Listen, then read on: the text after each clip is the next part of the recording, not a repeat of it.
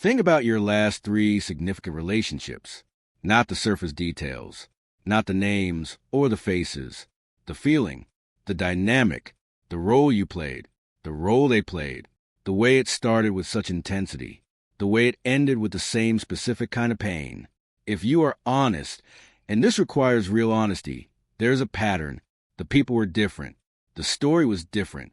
But the emotional architecture was the same push and pull, the same kind of distance you kept chasing, the same wound, opened again by someone new. This is not bad luck. This is not a coincidence. This is not evidence that all people are the same or that love always ends in pain. This is repetition compulsion. And once you understand what it is and why your brain does it, you will never be able to unsee it. And that is exactly the point. Repetition compulsion was first described by Sigmund Freud, who noticed something deeply strange in his patients. They did not just remember painful experiences. They reenacted them over and over in their relationships, their choices, their patterns of behavior. They recreated the emotional conditions of their original wounds, as if trying to get a different ending this time. The term sounds clinical. The experience is devastatingly human. Here is what is happening beneath the surface. Your earliest relationships, primarily your relationship with your primary caregivers, created a template, a blueprint of what love feels like, what closeness costs, what to expect from the people who matter to you. That template was built from experience, from the specific emotional texture of your childhood attachments, and it became the lens through which your nervous system reads every relationship that follows. The problem is that the template does not distinguish between familiar and good. It only knows familiar and unfamiliar. And what is familiar feels like home, even when home was painful. So when you walk into a room and feel an immediate, electric pull toward someone, that magnetism that feels like recognition, like finally, your nervous system is often responding not to who that person actually is, but to who they're reminded of, not consciously, not in a way you can catch in the moment, but at the level of emotional resonance. Something in you is saying this feels like what I know, and what you know is the shape of love from your earliest experience, which, for many people, came bundled with inconsistency, with having to earn attention, with warmth that was conditional, with the anxiety of not being sure you were loved enough, securely enough, unconditionally enough. The nervous system learned to feel love as something that requires effort, that is uncertain, that keeps you slightly off balance.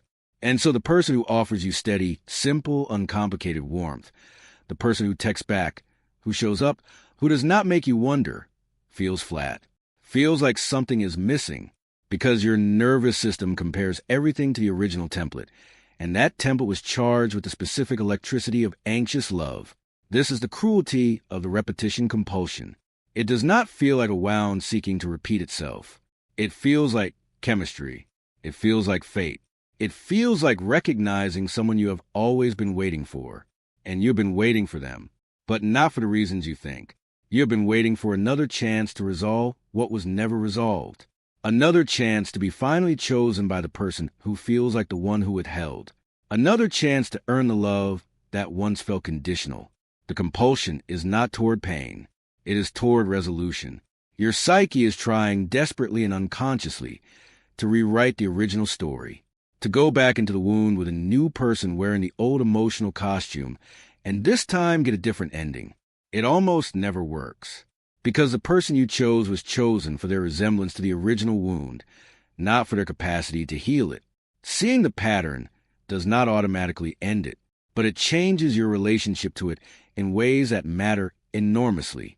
When you notice the pull, the electricity, the intensity, the feeling of immediate recognition, you can start to ask a different question. Not is this chemistry real, but what does this remind my nervous system of?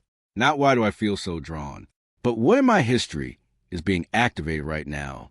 And when someone offers you steady, uncomplicated, consistent love, instead of dismissing the flatness as absence of chemistry, you can start to ask whether what feels flat is actually safety, whether what feels boring is actually secure, whether the absence of anxiety is not a red flag, but a sign that your nervous system is being offered something it never learned to recognize as love. Healing the repetition compulsion is the work of expanding what love is allowed to feel like, slowly, with enormous patience. and with the willingness to sit with unfamiliar things long enough for the nervous system to learn they are safe. If this names something you have been living inside, without having words for it, share it with one person who needs to hear this today. Subscribe and stay. Every single day on this channel. There is something that goes into the parts of your psychology that most people spend entire lifetimes feeling, but never understanding. Tomorrow, we go into something that explains why some people cannot receive love even when it is right in front of them. The psychology of self-sabotage, what triggers it, and the hidden belief underneath every act of burning something good before it can hurt you. That one is going to hit hard. Stay close.